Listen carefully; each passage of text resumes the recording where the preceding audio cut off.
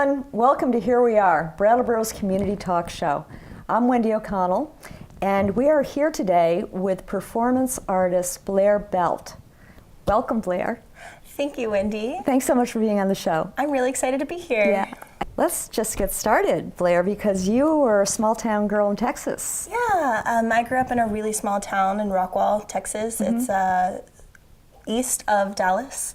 And growing up, my town was very much like Brattleboro. And all the way up through high school, it started to explode. And now it's probably getting up to close to 500,000 people. And your family had been there for a while. Yeah, my family founded my hometown in 1887, the Harrises and the Wimpeys, and they've been there ever since. I'm one of the first people to leave and not come back to my hometown. And so one of those ideas of yours when you were a kid was to leave and join the circus. Is that true? When I was younger, all I wanted to do was run away from the small town and join a circus community and perform all day and all night. That's all I ever wanted to do. You've come so close to that. Yeah, now I'm studying here at NECA and doing circus and still doing theater, and I'm living my dream. That's saying something. Yeah. That's saying a whole lot. And your road to that was filled with all kinds of different entertainment.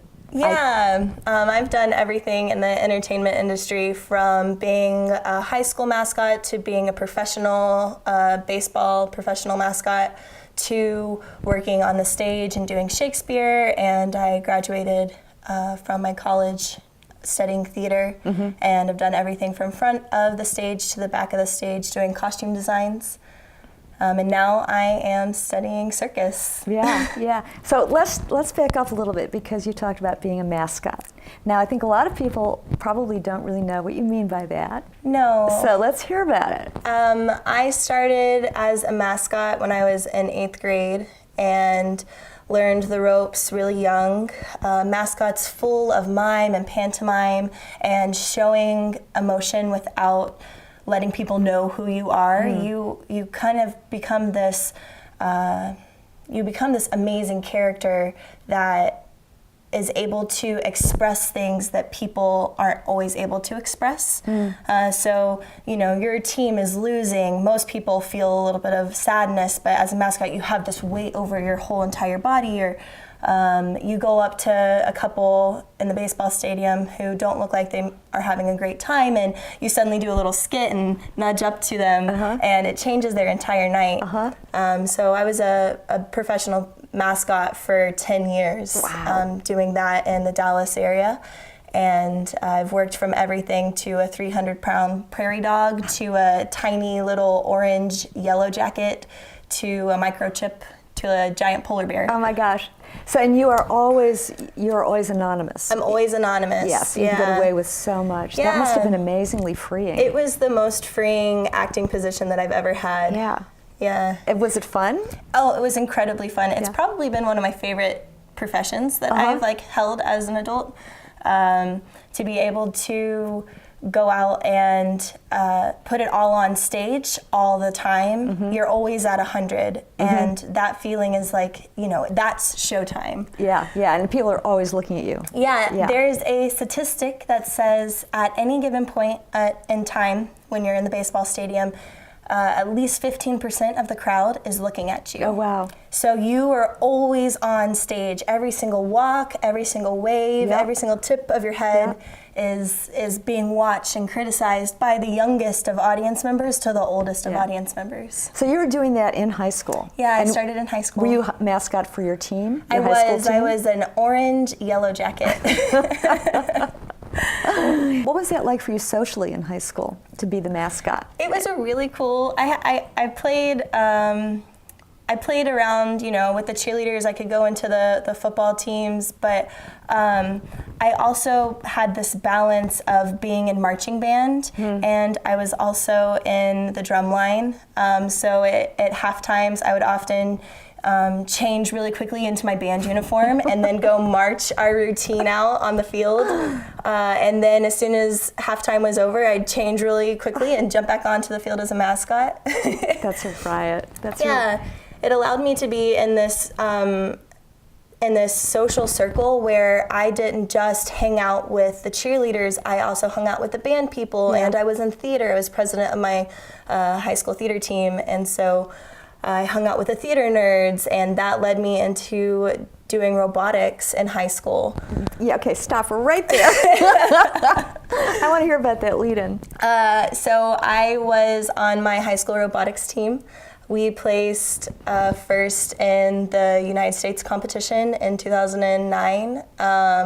So quite a little bit ago. Yeah. But we paired up with FIRST. It's for Inspiration and Recognition of Science and Technology.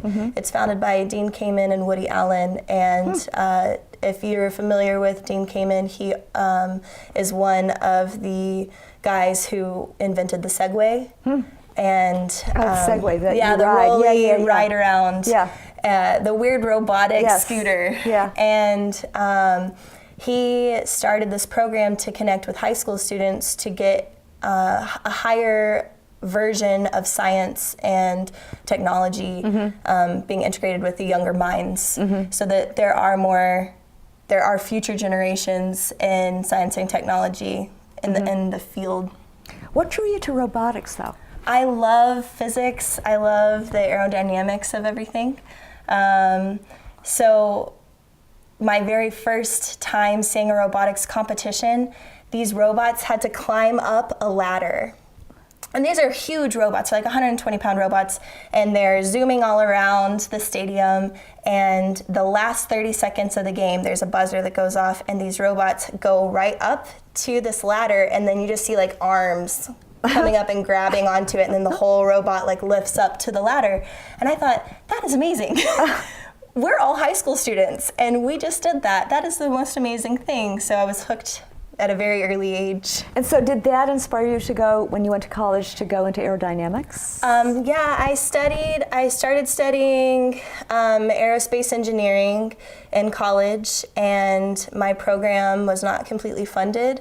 It was in the changing of a presidential year, and we lost funding, so I went back to my roots, and I thought, okay, what do I really want to study? Like, where is my real love? And I've been doing theater my entire life. So I started doing Shakespeare in college and found a really intense love for the text and love for the little nuances and how Shakespeare has comics in his show very similar to the Mascot comic, where take Romeo and Juliet, for example. The nurse is the comic of the show, and she comes in and she doesn't make sense sometimes, but the characters in the show see her and they're like, this woman is crazy, but she also has the truth of the moment. And I loved that idea, so I went on to study acting and theater in Colorado after graduating with my associates. Yeah, so it's that idea of the fool or the crazy wisdom kind of person who is in the plays. I studied Shakespeare all the way through my senior year of college. I was in a women's version of King Lear. We called it Queen Lear, written by a director of mine in Colorado, very great man. And now I'm continuing on doing Shakespeare here in Brattleboro. I'm playing Ariel in the Vermont Theater Company's version of The Tempest that comes out this summer. It's Shakespeare in the Park. Shakespeare in the Park, great. That's exciting. You've got a lot of Ariel going on in your life. I have a lot of Ariel flows through. I found Ariel in college with one of my acting coaches. She came to me and said, I'm offering extra credit for your class. If you come and take my workshop, I teach aerial fabric. And I drove 2 hours away to her studio, and from the first time my hands touched the fabric, I fell madly in love. I was instantly hooked, and I've been flying around in the air ever since. Oh, wow. And that's what we refer to as silks as well, right? In circus some people lingo. refer to them as silks, but the bigger, I think, aerial community refers to them as aerial fabric.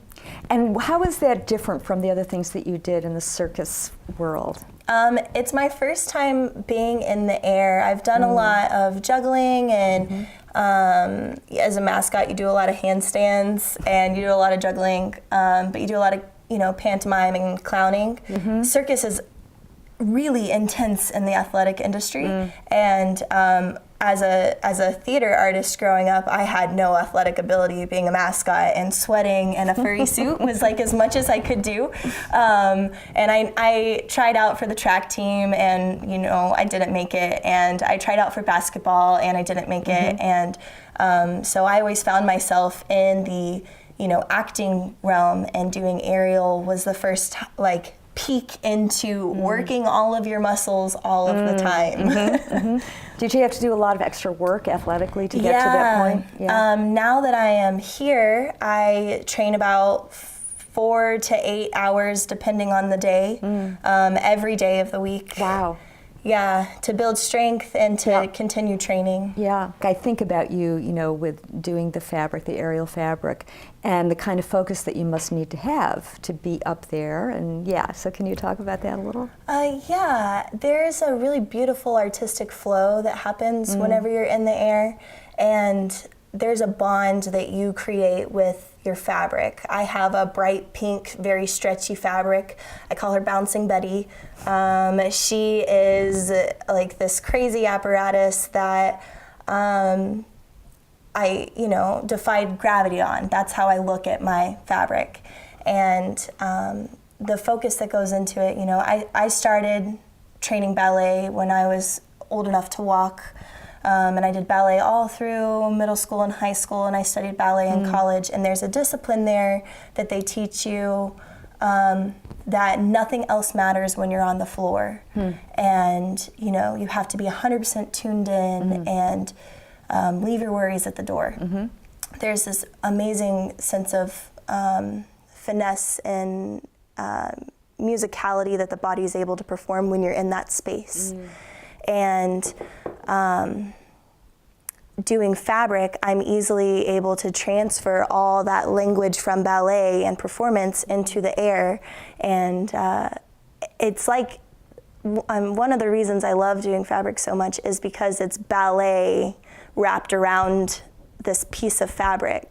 And so you really, when you're in the air, the focus is all on that fabric and where my muscles are and gripping the right thing.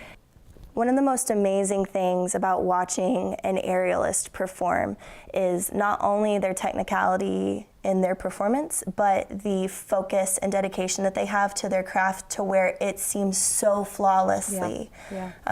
You're not watching them work. You watch them transform into this other world, and you can see fabric artists getting lost in their performances because they love it so much and their focus is so tuned in. And is it like, does the fabric become a partner or part of you? How does that work? It does. When I'm in my really bad days and I feel depressed and it's snowy outside, we haven't seen the sun, it is winter, I go into the studio and I hang out with my fabric. And there's this amazing feeling of having it squeezed around you that your fabric loves you, even though it's inanimate. You have a connection to it that it's there to support you. So wrapping up, into an amazing trick, you're going to drop 20 feet.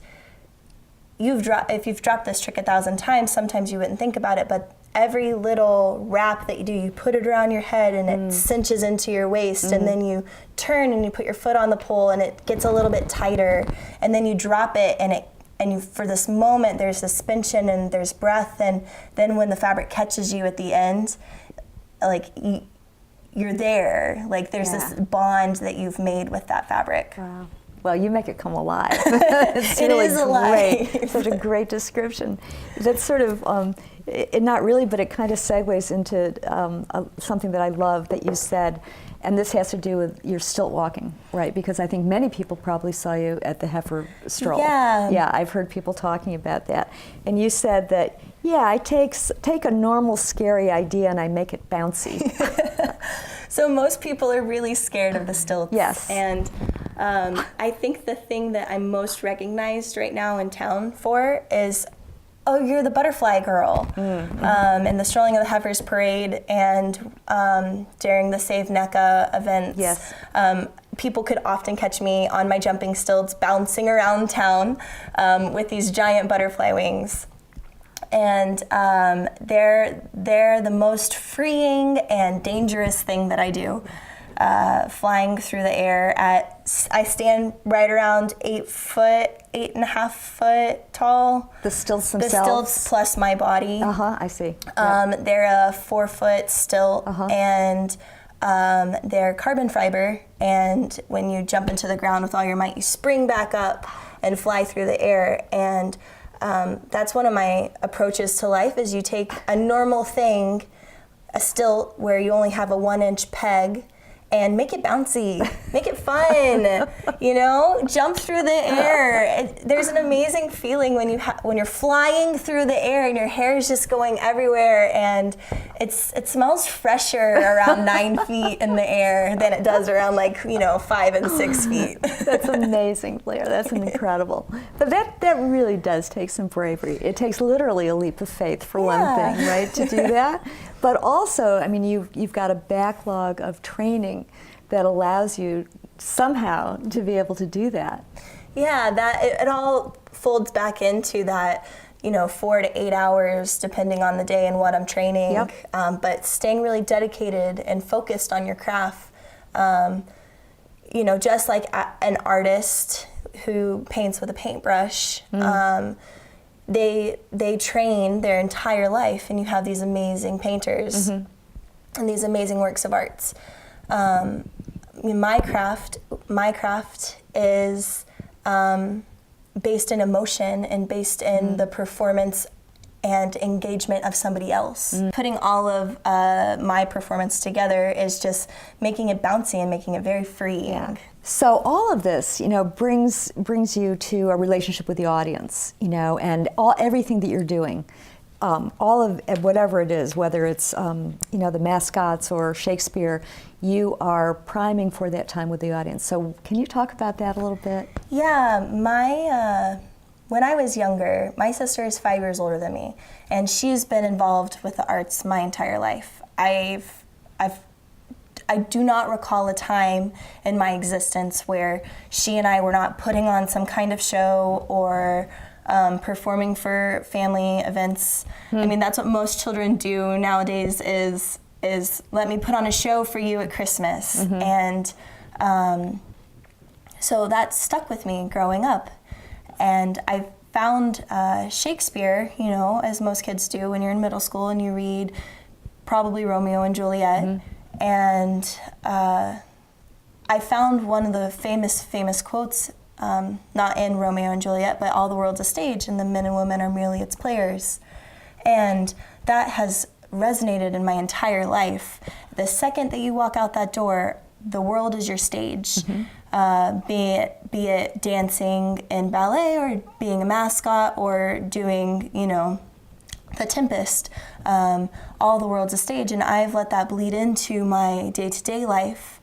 I'm a bartender at Duo Restaurant, and I manage the floor, and the second that I walk into that restaurant, I'm there for the guests, and I'm there to make their experience seamless. They come out to the bar, somebody comes out to the bar to eat, yes, but you also want a show. If you wanted a regular dining experience where you didn't interact with your server or your bartender, you'd sit probably at a table. But one of the beautiful things about being a bartender is people are watching you. So you take a serving level and you make it a little elevated, and people are watching you cut limes. They're watching you shake that cocktail, and how is she going to break it open and pour it? Are you going to light an alcohol on fire? Are you going to spin that shaker? Like, what are you going to do? And it's really become a show for people to see, we're not just going out to dinner, but we're going to be entertained. And so you have a backstage, front stage situation going on. We do.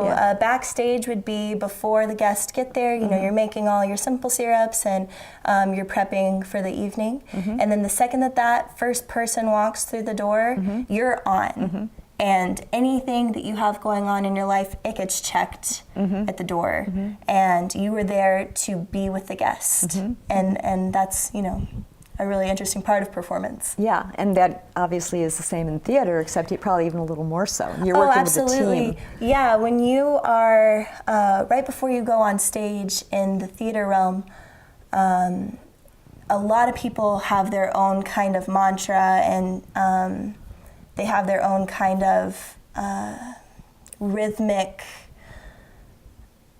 process to get themselves into the moment right before a show opens.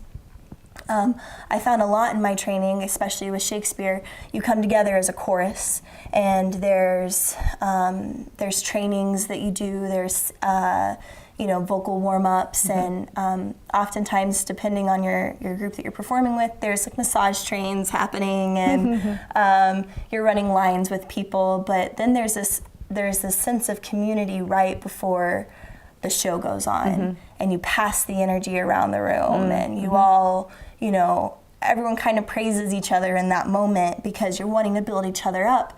And the moment before you walk on stage is one of the most powerful moments in the show, because all of those guests have come to see you perform, and they want to know, you know, they want to be entertained. They want to know what do you have to bring to the table tonight. And working, you know, as a group, you're able to read the room and give the audience what they need. And you're only able to do that if you're really tuned in together. Right, yeah. And I'm sure there are lots of variables. Oh, there's a lot of variables. Yeah. Say somebody, say an actor has had a bad day, they are working against themselves to bring the show to you. Or say you as an audience member have had a bad day, you're coming to the show to be entertained and to forget your worries and to check out of reality for the next 2 hours. And that's one of the beautiful things that actors are aware of. They're like, let me entertain you, let me free you from your problems. Yeah, so it's a different role. It's a completely different role. So you have something going on called Big Adventure. Tiny right? Bus Big Adventure. Tiny Bus Big Adventure. Yeah. Tiny Bus Big Adventure is a website that I run, and a blog that I kind of host. It is my husband and I, we moved into a 100-square-foot school bus in 2016, and we moved out of Colorado and hit the road. It is a 1954 Ford Wayne school bus that we found in a junkyard in the Rocky Mountains. And we put it on a trailer and converted the entire thing. And while we were converting it, HGTV found us and filmed a portion of our conversion. That's exciting. It was a lot of fun. Yeah. They do catch you in your worst moments. Yeah. I used to watch reality TV and be like, oh, these guys are completely acting. Some of that is real anger. Yeah. As I've said, I'm an artist, not a carpenter. My husband is a carpenter, and he was able to, you know, do things fairly seamlessly.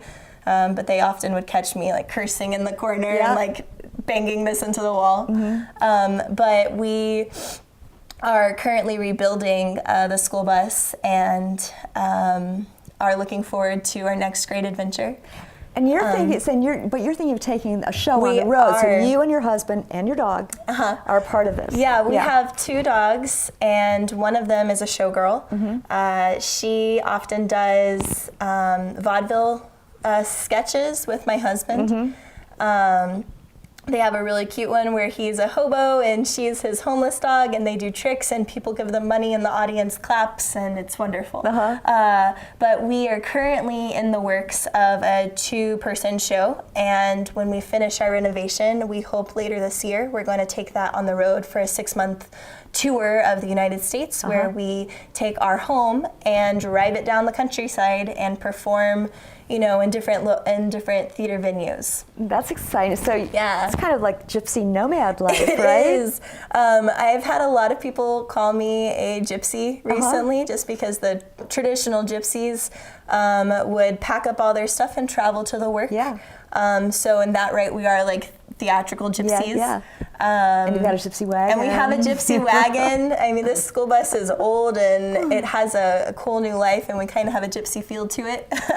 My husband and I both grew up with very pinned down parents that worked the traditional 9 to 5 and were exhausted all the time, and they were doing it for their family so that we could all grow up with the nuclear life.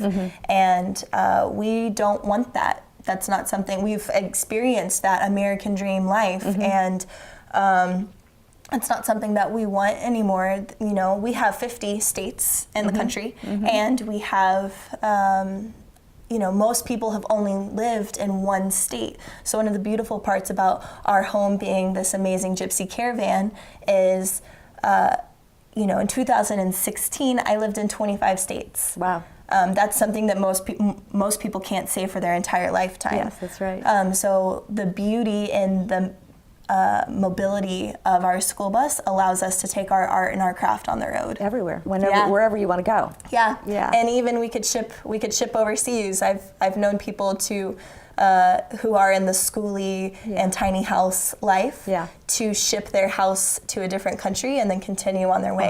Yeah, you can do it. Yeah. You can do it. Just like a turtle, you know, you bring your house with you.